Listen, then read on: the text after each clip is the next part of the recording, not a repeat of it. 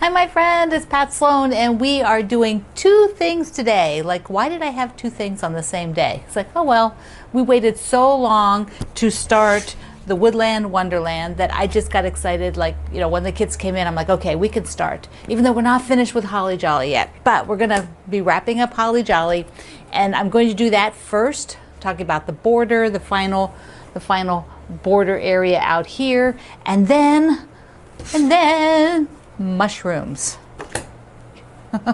Okay, so first Holly Jolly. I went and so I cut out all the things for the Holly Jolly for the border, and I'm using the expansion pack of the Alphabeties because it has all the double letters, because that's what we're using in here. And I want to give you a few tips about this. I think cutting all this out in advance is the way to go. We will be making some units from these two that look like this and then reversed. So it has two sets, this direction and then the other direction. So be careful with that. You can see it you'll see in the pattern in the diagram. I want to talk a little bit about cutting this fabric because it's this inner border, which is this fabric here, because it's directional, and Bev does tell you about the directional prints. She does remind you about directional prints. So first, let's look back up here.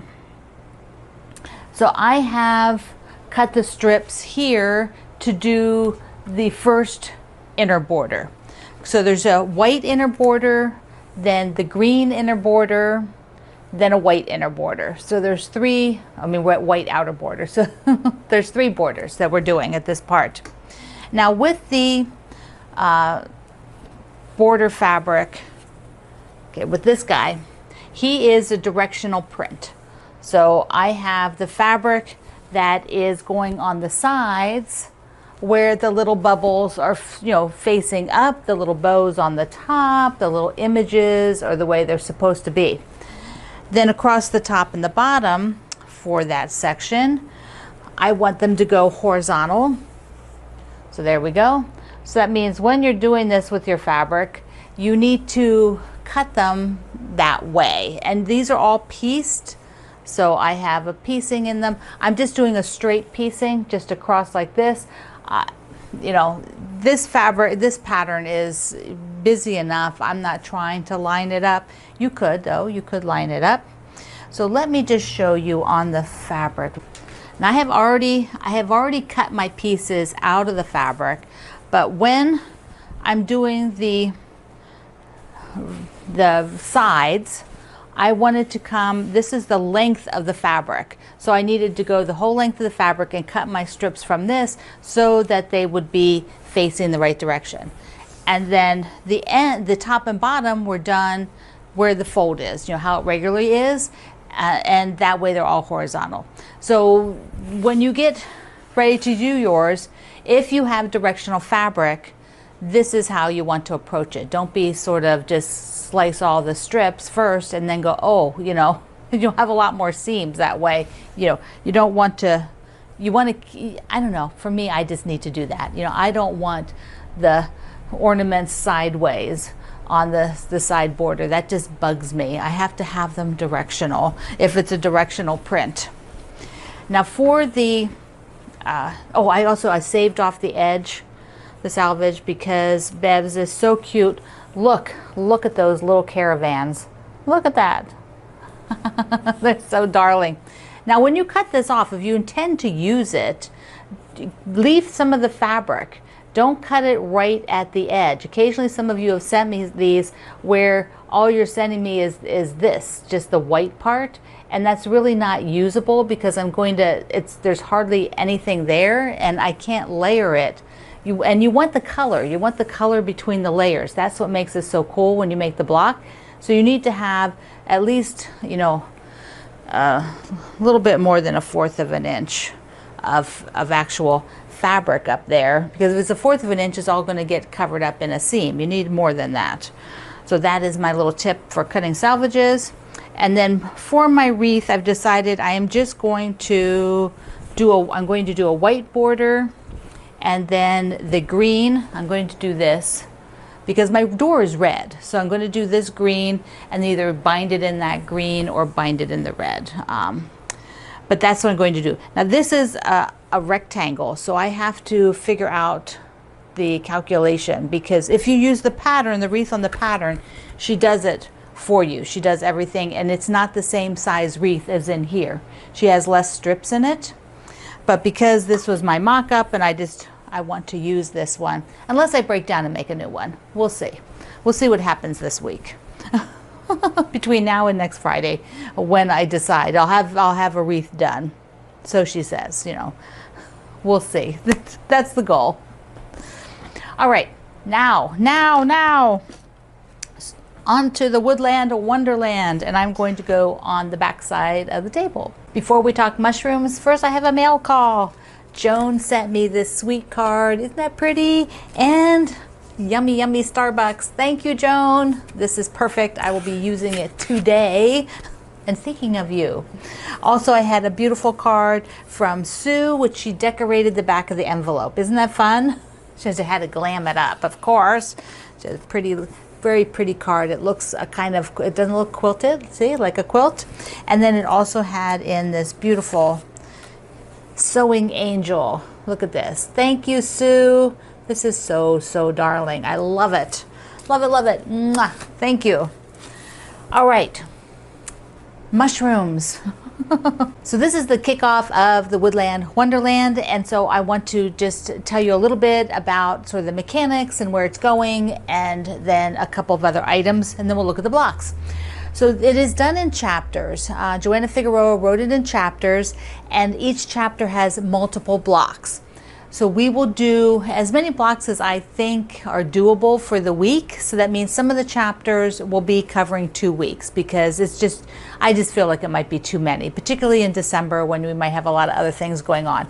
So that means the date might be a little further out into February. Now, of course, you have the book. So if you decide to move forward, like you get on a roll and you really just want to keep making them, go for it. It is your project. You can do it as you like. You also do not have to follow the chapters if you want to do it a different way. Now in chapter 1, there are the mushrooms and the stars. And Joanna had you doing one of the large mushrooms later in a different chapter, like do one now and one later. And then she also had you do some of the stars now and some later.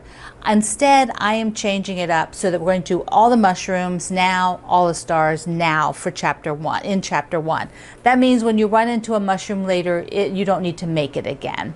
And I'll remember, at least I hope I will, remember to tell you that when we get to that chapter. For those of you who bought the kit, on chapter 2, there was some information that the Fat Quarter Shop did for this sheet that they didn't add in the mirror image part of the leaves for chapter 2.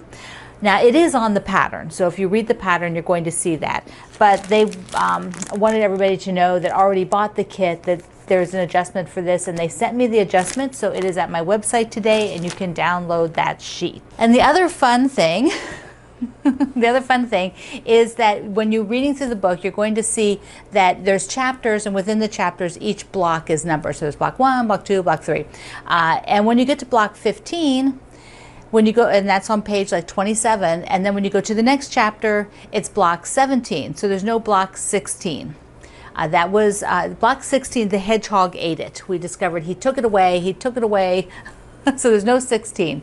So there is no block 16. It was just a typo. It got missed that it should have not, been missed. But that's why there's no 16 in the book, no block 16.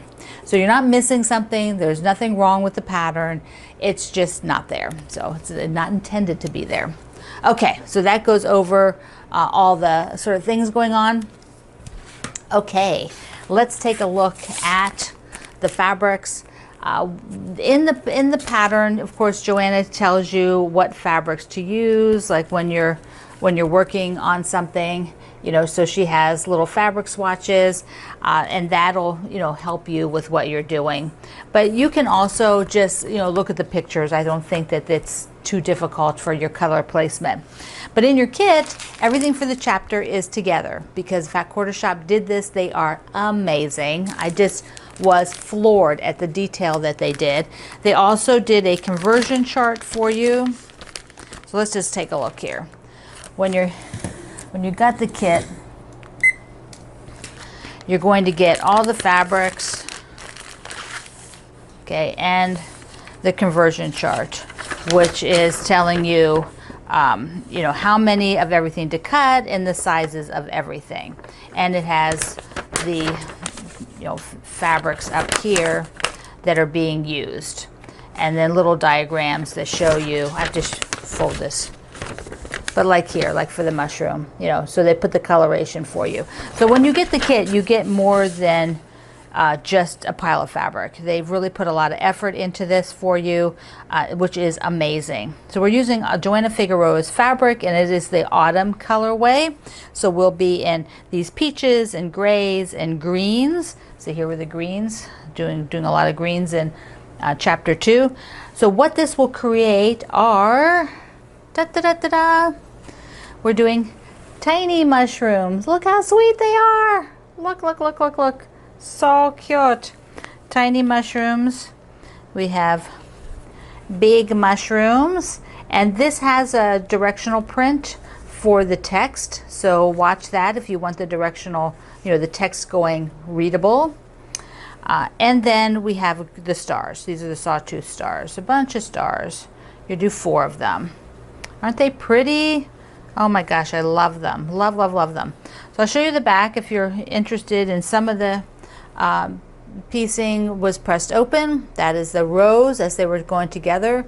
The seam was pressed open to reduce the bulk a little bit. So that's what that looks like. And if you're interested in the back of what a mushroom looks like, same with the section seam was pressed open. So you can see what that looks like.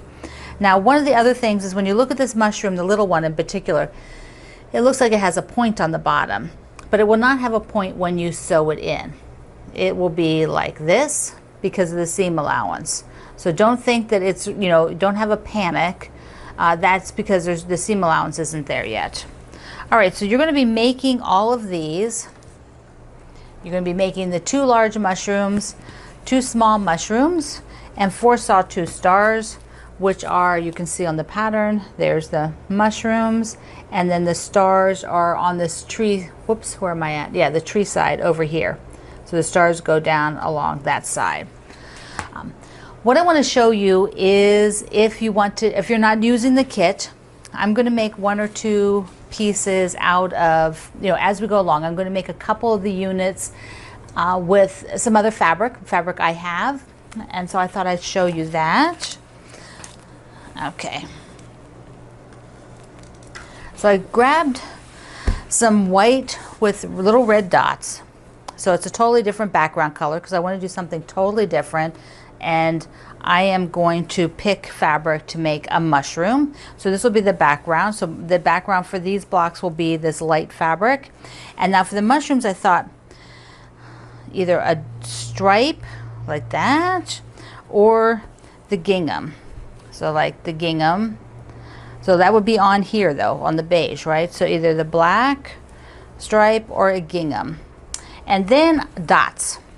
Dots, dots, dots. Like, you know, I might go crazy and have to make a bunch of mushrooms. I just don't know. But I pulled out a bunch of sized dots, which are interesting because I do have even more dots, but I don't have as many as I thought I did. I think I've been using them.